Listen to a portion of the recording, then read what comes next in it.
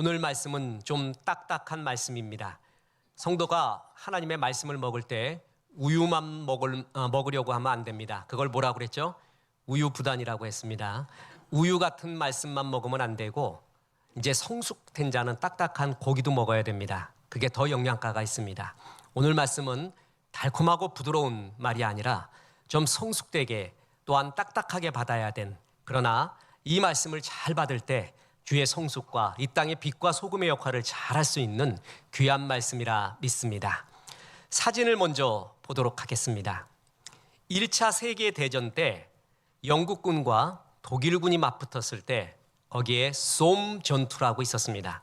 세계 전투사에, 전쟁사에 남는 이 전투는 아무리 전쟁이라 할지라도 사람이 무참히 살육된 너무나 처참한 전쟁으로 기록되고 있습니다. 사진을 또 보겠습니다. 1차 세계대전은 참호전이었습니다.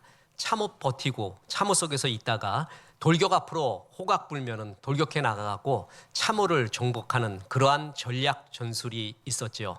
그런데 이 전투에서 영국군은 독일군에게 완패를 하고 무차별 살육을 당합니다. 그 이유가 바로 세 번째 사진에 나옵니다. 독일군이 가지고 있었던 맥심 기관총이라는 것입니다. 시대가 변했습니다.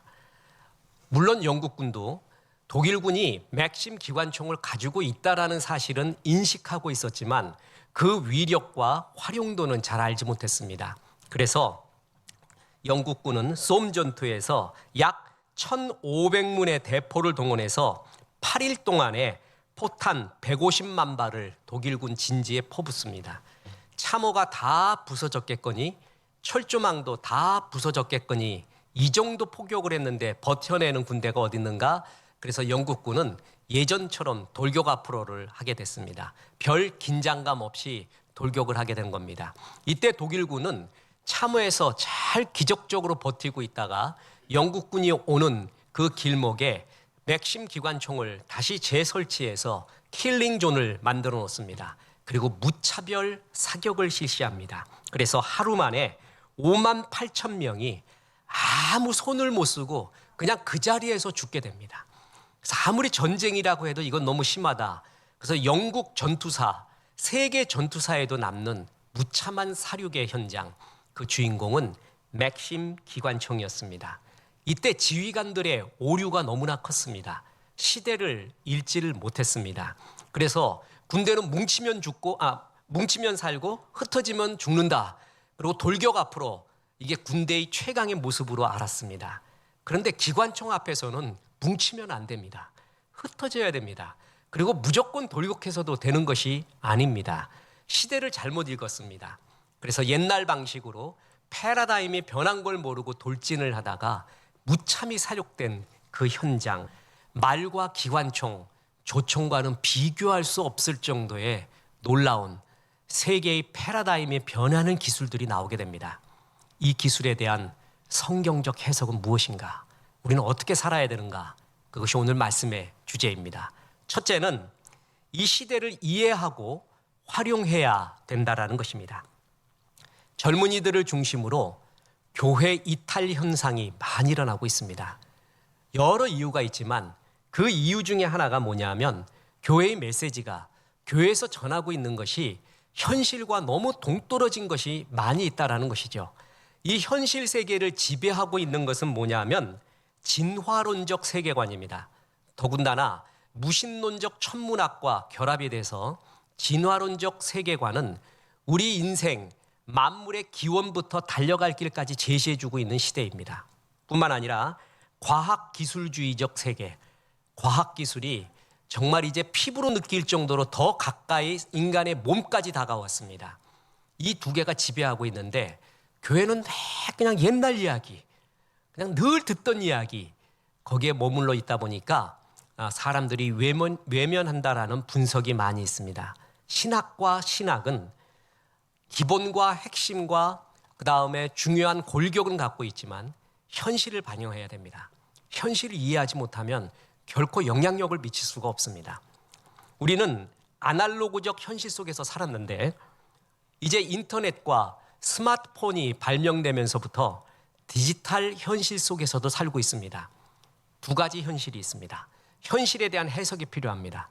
우리가 살고 있는 이 땅의 뒷구이는 여기도 현실이지만 디지털 세계 속에서도 현실도 현실입니다. 빨리 받아들여야 됩니다. 이 두 현실 속에 살고 있는데 디지털 현실이 최극단으로 하이라이트로 치닫고 있는 중이 바로 4차 산업혁명입니다. 4차 산업혁명을 어떤 사람은 그냥 디지털화된 3차 산업혁명의 연장이다라고 폄훼하는 사람도 있고, 아니다, 이것은 과학기술혁명이다라고 불러야 된다라는 사람도 있고, 그렇지만 슈밥이 선언한 이래로 이제 4차 산업혁명이라는 것이 우리의 거의 보편적인 용어가 됐죠. 이게 뭐냐라고 하면은 각 분야에 따라 해석이 다 다릅니다. 디지털 트랜스포메이션, 디지털 에로의 전환, 그것을 4차 산업혁명으로 해석을 합니다. 3차 산업혁명 때 이미 디지털로 변화됐거든요. 그런데 그 변화된 것이 특정 분야였어요. 근데 이제는 전부 우리의 모든 생활, 신앙 영역까지, 심지어는 우리의 정신, 우리의 몸까지 디지털화 되어가는 것, 디지털 세계 속에 살게 된 것, 그거를 4차 산업혁명이라고 정의하고 저도 옳다고 봅니다. 아날로그로 하던 것을 디지털로 하는 건데, 디지털 관점으로 산업 구조가 재편되고 인간의 노동력을 기반으로 해결하던 업무를 전산화, 디지털화, 자동화함으로써 효율을 높이고자 하는 세상. 이제는 매장에 가서 상품 고르고 결제하고 배달받던 구매를 웹사이트에서 합니다. 은행 가서 번호표 뽑고 직원에게 문의해서 서류 작성해서 신청하던 대출을 모바일 앱으로 대신합니다. 시간과 비용이 엄청나게 절약이 됩니다. 저도 종이로 영수증 뽑는 거를요, 다 없앴으면 좋겠습니다. 디지털로 해도 다 됩니다. 그것 때문에 종이가 얼마나 많이 소비가 됩니까? 프로야구 치맥이라고 아십니까? 거기서 몇 가지 사고 때문에 꼭 일회용 종이컵에다가 이렇게 음료수를 담아오게끔 했는데 이제 그거 철폐했죠. 그 쓰레기가 일로 말도 못하는 거예요. 디지털화되면 아날로그 시대의 쓰레기들이 굉장히 절약되는 것은 정말 사실입니다. 이제 디지털 트랜스포메이션은 생존의 문제가 됩니다. 이 디지털 전환으로 인해 최고로 회생한 대표적인 회사가 미국 최대의 유통업체인 월마트입니다. 월마트가 아마존의 진격으로 침체에 겪게 되고 존폐 위기에 처하게 됐습니다. 근데 월마트 관리인들이 시대를 읽었습니다. 휴대폰이 보급되고 세계가 온라인화되는 것을 알고 난 다음에 온라인 쇼핑몰을 인수했고 간편 결제 시스템, 이커머스 시장에 발을 내디디면서 회사 전체를 디지털 전환으로 적극적으로 투자하게 됩니다. 그 결과 부활합니다. 뿐만 아닙니다. 세계 최대의 글로벌 넘버원 커피 브랜드 스타벅스 아시죠? 산업계 디지털 전환의 선구자로 뽑힙니다. 스타벅스는 모바일 앱 생태계를 구축합니다. 앱으로 주문하는 사이렌 오더, 자동 결제, 적립, 리워드 프리퀀스 등 다양한 모바일 결제 시스템을 개발합니다. 특히 사이렌 오더, 저도 제 아들을 통해서 알았습니다. 더 이상 매장에 직접 가서 음료 주문하거나 기다릴 필요 없이 오더하고 나서 그냥 가서 받아오기만 하면 돼요. 그리고 그 햄버거 아시죠? 맥도날드 햄버거 같은 경우. 드라이브 스루 아시죠? 차 타고 휙 한 바퀴 돌면 다 주문돼요, 편안하게. 이렇게 좋을 수가 없습니다. 2012년 미국 내에서 이 스타벅스의 모바일 결제 시스템을 사용한 인구는 2,800만 명으로 다른 기타 결제 시스템보다 이용 기록이 더 많습니다. 이렇게 디지털로 잘 성공하면은 시대를 앞서가고 이기게 된다라는 것이죠. 사도 바울이 그랬습니다. 사도 바울은 복음 전도를 위해서 당시 세계의 문명 그리고 자신이 갖고 있었던 모든 것을 활용하게 됩니다. 이 신앙의 현실성을 잘 알아야 됩니다. 당시 로마는 전 세계를 지배한다라는, 또한 통제한다라는, 유통한다라는 개념으로 팍스 로마나, 모든 길을 로마로 통하게 했죠. 양날의 칼입니다. 로마가 힘이 강할 때는 지배를 할 수 있지만 힘이 약할 때는 그 길로 이방 민족이 다 쳐들어올 수 있는 양날의 칼이죠. 근데 도로를 닦게 됐어요. 사도 바울은 로마가 닦은 그 팍스 로마나의 길을 통해서 복음을 전하기 시작을 합니다. 아, 로마는 악의 구조야. 로마는 나쁜 거야. 우리 민족을 지배하고 난 그래서 로마가 닦아놓은 길에는 절대 그 길로 가지 않겠다. 주님, 구름을 보내주시옵소서. 이렇게 해서 복음을 전하지 않았다는 거죠. 로마가 닦아놓은 길을 통해서 갔어요. 최대한 로마의 문명을 활용한 거죠. 바울은 길리기아 다소에서 출생했습니다. 오늘날로 말하면 터키입니다. 이 길리기아 다소는 대륙과 해상 교통을 연결하는 동서교통의 요충지입니다. 그래서 어린 시절부터 이곳에 있으면서 헬라 문화를 잘 익혔습니다. 다소는 헬라 문화의 본산지입니다. 그래서 로마가 다스리는 어느 지역에 가도 이질감이 없어요. 그리고 거기서 헬라어를 익히게 됩니다. 그래서 신약 성경을 헬라어로 기록하게 됩니다. 다소에서 출생을 했지만 공부는 예루살렘에 유학해서 가장 정통파인 힐렐파에서 배웠습니다. 그래서 바울은 바리새파입니다. 그는 유대인 중에서 가장 정통파 바리새파로서 히브리어에 능통했고 구약에 대한 해박한 지식을 거기서 배우게 됩니다. 로마서는요, 에베소서는요, 갈라디아서의 구원의 기가 막힌 복음은요, 구약을 모르고는 절대 나올 수 없는 글입니다. 특히 로마서는 구약 모르고는 로마서를 해석할 수도 없습니다. 그 히브리적 전통, 헬라적 전통을 바울은 다 익혔고 로마가 닦아놓은 로마 문명을 전부 활용을 합니다. 그래서 복음을 전합니다. 그 결정적인 장면이 로마의 시민권을 활용한 장면이 있습니다. 로마 시민권자에게는 로마가 십자가형을 금지시켰습니다. 그래서 바울 사도는 다른 사도들과 마찬가지의 죄목이었지만 다른 사도들은 십자가에서 죽었는데 바울은 참수형을 당하게 됩니다. 선교 중에 유대인들의 선동으로 사도 바울이 로마군에게 체포를 당하게 됩니다.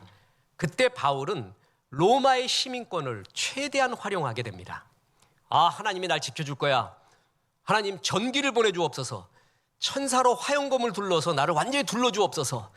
그래서 로마군과 유대인을 막지 않고 자기에게 가지고 있었던 로마의 시민권을 활용합니다. 보십시오. 사도행전 22장 25절, 오늘 우리의 본문입니다. 가죽줄로 바울을 매니 바울이 곁에 서 있는 백부장더러 이르되 너희가 로마 시민 된 자를 죄도 정하지 아니하고 채찍질할 수 있느냐? 벌써 그러니까 한 코를 먹어버려요. 굉장히 놀래버립니다. 로마는 병정이 백부장, 천부장 제도가 있는데 아주 쉽게 설명해서 백부장은 100명 거스리고 천부장은 1000명 다스린다 이렇게 생각하면 됩니다. 근데 로마 군대의 최고의 조직은 백부장에 있습니다. 막강합니다. 근데 백부장이 바울 사도가 로마 시민권 가지고 있다는 걸 흠칫 놀랍니다. 그걸 듣고 있던 천부장이 이렇게 말합니다. 사도행전 22장 28절, 천부장이 대답하되 나는 돈을 많이 들여 이 시민권을 얻었노라. 바울이 이르되 나는 나면서부터라 하니. 당시 로마 시민권을 얻을 수 있는 것은 크게 두 가지입니다. 하나는 뭐냐면 돈으로 사는 거예요. 전쟁에서 승리하는 거예요. 공을 세워서 시민권 얻어요. 오늘날 미국 시민권 생각하면 됩니다. 그래서 전쟁에서 공을 세우던가 돈으로 샀어요. 천부장이 나 돈으로 샀는데 너는 그러니까 나는 나면서부터야 이놈아. 더 무서운 거예요. 돈으로 산 거보다. 그러니까 백부장, 천부장이 꼼짝을 못합니다. 바울을 보호하기 시작을 합니다. 그러면서 당시 아우구스투스 칙령에 의해서 로마 시민권을 가지고 있는 자는 어느 지방에서 범죄를 했을 때요, 그 지방 관할 재판소에서 재판을 받을 수도 있고 혹은 형편에 따라서 로마 황제에게 재판을 받을 수도 있습니다. 그랬더니 당시 베스도 총독이 우리 지역에서 재판받으라 라고 말합니다.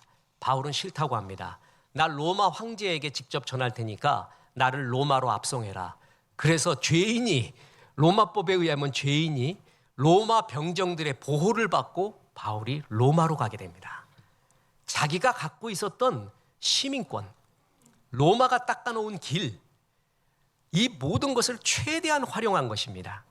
바울의 이 선교 방법이 오늘날 우리에게 있어서 이 디지털 사회, 4차 산업혁명의 기술들을 정말 익혀야 되고 활용해서 복음을 전해야 되는 기가 막힐 모델을 우리에게 제시하고 있다는 것이죠. 자, 보세요. 예수님이 이 땅에 다시 오신다면, 바울 사도가 다시 오신다면, 올해 5월에 빌리 그레함 50주년입니다. 와서 우리에게 복음 전해준, 그래서 아마 여의도 광장에서 다시 빌리 그레함 아드님이 복음 전하는 집회를 극동방송에서 준비하고 있습니다. 자, 굉장히 좋은 일일 겁니다. 아날로그로 광장에 모여서 기도하고 주의 나라를 임하는 것. 이것 플러스 제 생각에는 예수님이 이 땅에 다시 오신다면, 바울 사도가 온다면 방송국 가서 방송할 것 같습니다. 그게 더 효과적이에요. 왜냐하면 그 자리에 없어도 돼요. 그리고 그 장소에 없어도 되고요. 그때 없어도 돼요. 전 세계로 퍼질 수 있는 최고의 방법은 방송입니다. 바울 사도가 이 땅에 다시 온다면 그는 스마트폰을 통해서 복음을 전할 것입니다. 바울이 그때 당시에 모든 문명의 이기와 갖고 있었던 걸 다 활용했듯이 지금 오면 그렇게 할 것입니다. 마찬가지로 우리 그리스도인들은 우리에게 주어진 기술, 시대를 이해해야 합니다. 그리고 활용해야 합니다. 그리고 두 번째이자 결론입니다. 4차원 신앙으로 시대를 넘어서야 합니다. 시대를 이해하고 활용하는 거 좋아요. 이거 누구나 많이 해요. 앞서가는 사람들 거의 기업에서도 하고 개인도 해요. 그런데 신앙이 중요한 것은 시대를 넘어서는 그 무엇을 가지고 있어야 된다는 것이죠. 4차 산업혁명이 이전까지의 산업혁명보다 더 무서운 것은요, 변화의 속도가 말할 수 없이 빠르다는 것입니다. 플러스 이제까지의 산업혁명은 어느 한 분야에 한정되었어요. 어느 기술 분야에. 그러나 지금 4차 산업혁명은요, 모든 첨단 기술들이 융합되고 연결이 되었어요. 그래서 이제 전부 디지털화 됐어요. 심지어는 어디까지 그랬냐면 우리 인간 자신까지. 그 대표적인 것이 인공지능입니다. 인간이 갖고 있었던 최고의 고유 영역이라고 믿었던 지능, 몸, 마음, 감정까지 이제 기계가 맡는 시대가 왔습니다. 그래서 최고의 기회이자 최고의 위기인 시대. 이때 우리는 이것을 어떻게 해석해야 되는가, 어떻게 달려가야 되는가, 굉장히 중요한 시대가 된 겁니다. 그리고 그 무기는 너무나 무서워졌습니다. 저는 알파고까지, 이세돌하고 알파고가 붙을 때까지도 뭐 그냥 인공지능 어느 정도 왔구나 싶었어요. 근데 소름이 딱 돋는 게 챗 GPT 3, 4, 지금 5 또 나온다 그러죠. 대화를 합니다. 이제 검색하는 게 아니라 인공지능이 대화까지 해주고 제시까지 해줍니다. 제가 연구한 바로는, 한 5년 연구한 바로는 인공지능은 셀프 컨셔스니스, 자의식을 가질 수 없다고 저는 생각을 합니다. 그런데 이미 사람들은 인공지능이 자의식을 가지고 있다고 여기는 시대가 되었습니다. 그는 인공지능이 자의식이 없어요. 자아가 없어요. 생각이 없어요. 자기 생각이. 근데 사람은 있다고 생각을 하게 됐어요. 그러면 있는 거하고 똑같은 것이에요. 이게 굉장히 중요한 개념입니다. 어느 분야에 최고의 권위를 갖고 있는 사람, 그 사람의 수준을 인공지능이 가지고 가기 시작합니다. 그러면 당연히 묻겠지요. 다시 말합니다. 걱정하지 말래요. 모든 결정권은 인간이 갖고 있대요. 이해해요. 그래요. 인간이 갖고 있는 거예요. 근데 누구한테 물어요? 인공지능한테 물어요. 그리고 그게 맞는 것 같아요. 그래서 결정을 그렇게 해요. 그래서 인공지능 연구하는 어느 학자는, 이건 조크입니다. 우스갯소리입니다. 러시아가 우크라이나를 침범했을 때 한 달 만에 끝난 줄 알았대요. 그래서 침범을 했대. 그런 결정을 내렸대. 근데 1년 이상, 2년 이상 끌고 있잖아요. 이유가 인공지능 때문이래. 왜 그런가 했더니, 이게 조크라고 말했습니다. 왜 그러냐 하면은 러시아의 인공지능이 성능이 별로 안 좋대요. 그래가지고 결정을 하는데 전쟁 얼마나 끝나냐, 그러니까 한 달이면 끝난다고 시뮬레이션 딱 돌린 거야. 그러니까 가능하다 그래갖고 한 거예요. 근데 미국의 인공지능은 성능이 되게 좋대. 그래갖고 이런 변수 다 하다 보면 이건 몇 년 걸린다. 자, 이건 조크라고 얘기했습니다. 인공지능의 최고 결정권자가 결정을 물어봐요. 이런 시대, 인간이 갖고 있는 지능, 마음, 감정까지도 들어온 시대가 되었다라는 것이죠. 인간 고유의 영역이 전부 없어집니다. 그러면서 이 세계의 담론은 보이는 세계가 전부라는 거예요. 보이는 세계 속에서 행복을 극대화하자라는 것이 전 세계의 담론, 전 세계의 공통으로 흐르는 가치관입니다. 우리 젊은이들은 거기에 매몰되어 있습니다. 그래서 영혼에 대한 얘기, 심판에 대한 얘기, 천국 그런 얘기 하지 마라. 지금 세상에 무슨 천국과 지옥 얘기하고 구원 얘기하고 그러느냐. 지금 이 세계도 행복하게 충분하다. 엄마 아빠 나하고 안 놀아줘도 나 유튜브가 있어요. 나 축구 농구 안 해도 핸드폰만 갖고 있으면 충분히 대화도 되고 전 세계하고 통화돼요. 이런 세계인데, 이런 세계, 현실 속에서의 행복의 극대화가 가능하다라는 유토피아를 심어주는 세대에 우리가 살고 있습니다. 이 보이는 세계가 1, 2, 3차원의 세계입니다. 4차원의 세계가 있습니다. 전 그것을 보이지 않는 세계라고 부릅니다. 이 보이는 세계의 행복이 극대화된 시대 속에서 4차원, 보이지 않는 세계를 마음에 품고 있는 사람, 신앙인은 그런 사람이 되어야 돼요. 그게 바로 오늘 또 하나의 본문인 노아였습니다. 노아는 히브리서 11장 7절, 믿음으로 노아는 아직 보이지 않는 일에 경고하심을 받아 경외함으로 방주를 준비하여 그 집을 구원하였으니 이로 말미암아 세상을 정죄하고 믿음을 따르는 의의 상속자가 되었느니라. 보이지 않는 세계를 보기 시작했어요. 신앙인은 보이는 세계가 전부가 아니라는 걸 알아요. 이 보이는 세계를 지배하는 듯한 세력들은 보이는 세계가 전부다. 여기서 최대의 행복을 누리는 것이 인간의 삶이다라고 말하지만 우리는 그게 아니라는 걸 알고 있고 노아가 그랬습니다. 노아가 바라본 세상, 노아 시대의 세상은 이미 하나님의 경고를 받은 세상이었습니다. 창세기 6장 5절, 여호와께서 사람의 죄악이 세상에 가득함과 그의 마음으로 생각하는 모든 계획이 항상 악할 뿐임을 보시고, 항상 악했대요. 그때 당시에도 좋은 사람 있었을 거예요. 우리도 그러잖아요. 예수를 안 믿는데 너무 좋은 사람 많아. 그죠? 인격이 우리보다 좋은 사람 있어요, 없어요? 있는 정도가 아니야. 많아. 굉장히 많아. 믿지 않는 내 남편이 나보다 성격도 인격도 성품도 너무 좋아. 그런 경우 되게 많죠? 어떻게 이럴 수가 있을까 싶은데 막 주차할 때 우리는 화내고 시기하고 욕하는데 예수 안 믿는 사람 너무 점잖해. 화내지 마세요. 힘들었습니까? 그냥 보험사가 처리할 거예요. 우린 막 화내는데 그런 경우 있어요, 없어요? 많아요. 있는 게 아니라 많아. 그런데 하나님이 이 세상을 항상 악하대요. 이유가 뭘까요? 왜 그럴까요? 지금도 이렇게 좋은 사람이 많은데 왜 악하다고 말할까요? 하나님 없이 사는 사람의 행복의 극대화가 된 세상, 하나님 없이 행복하다고 사는 것을 성경은 악하다라고 말합니다. 미련하다라고 말합니다. 세상이 노아의 시대부터 지금 시대까지 하나님 없이도 행복할 수 있다라는 가치관으로 살아요. 그걸 악하다라고 보는 것입니다. 그걸 미련하다고 보는 것입니다. 지금 이 세상도 노아의 방주 때와 같이 하나님의 심판, 경고를 받고 있는 시대입니다. 이런 가운데 노아는 달랐습니다. 보십시오. 창세기 6장 8절. 그러나 노아는 여호와께 은혜를 입었더라.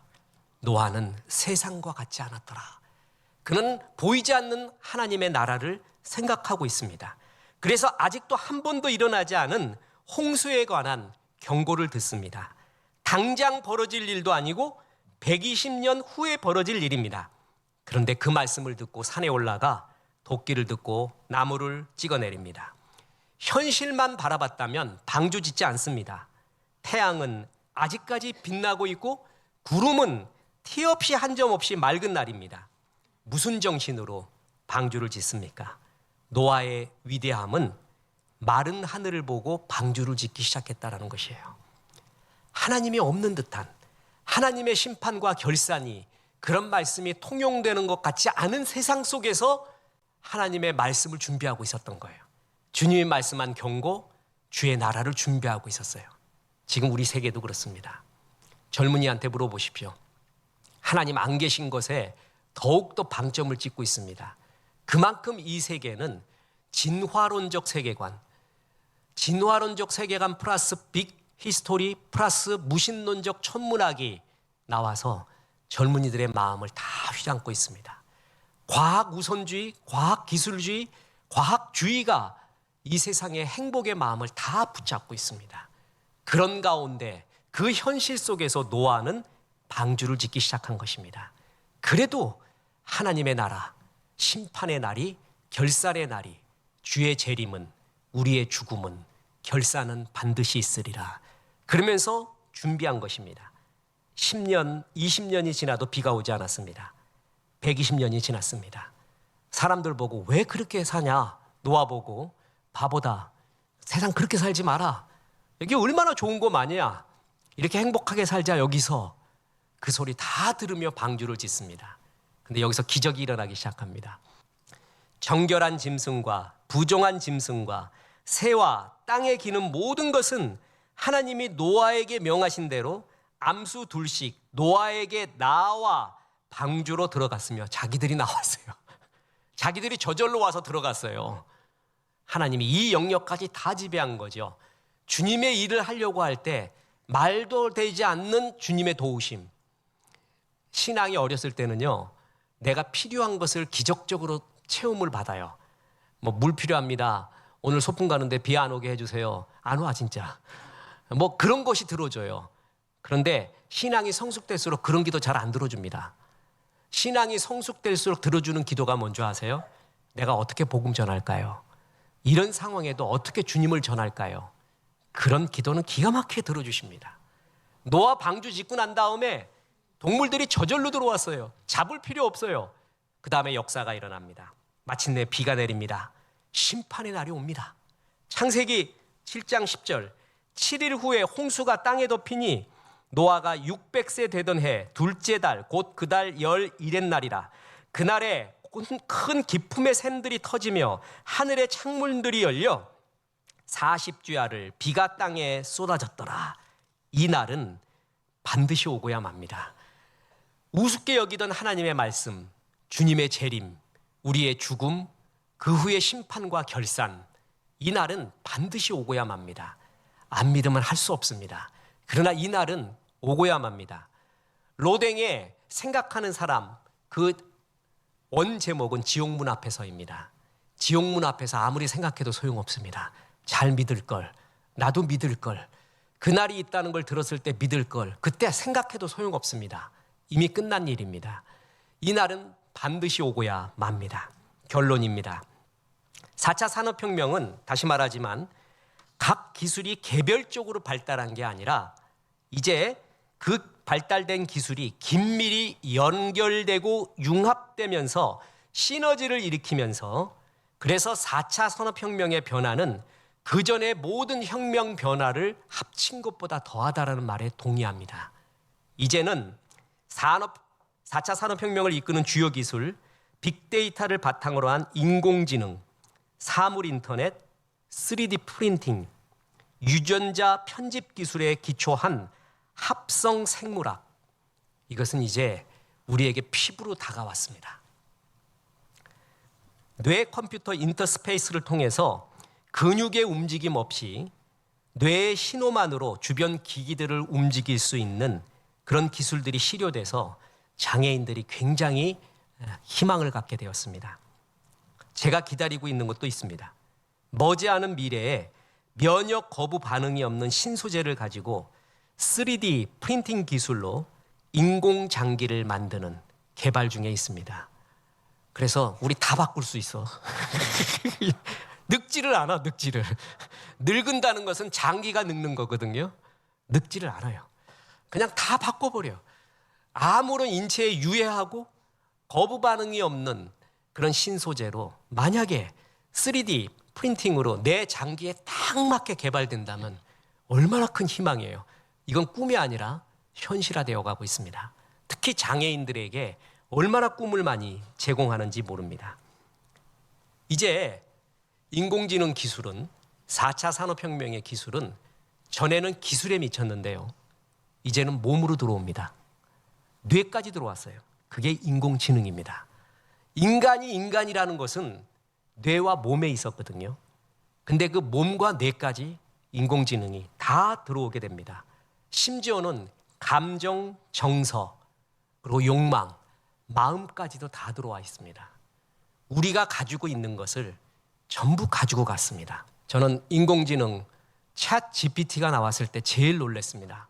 이 세대 때는 알파고 때는 아니었어요.